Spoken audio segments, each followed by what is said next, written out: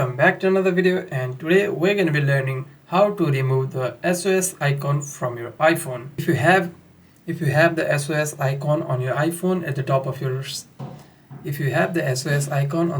screen, it means that your device is not connected to a cellular connection. And in order to fix that,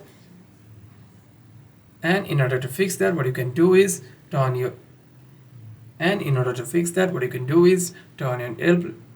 your airplane mode off and on. Scroll down to your control center, and here you'll see an icon of a plane.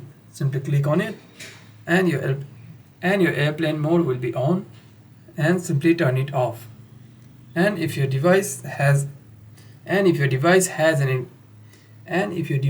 connected to a cellular connection, you will not be able to see the SOS icon over here. However, if it is still showing, you can simply restart your device.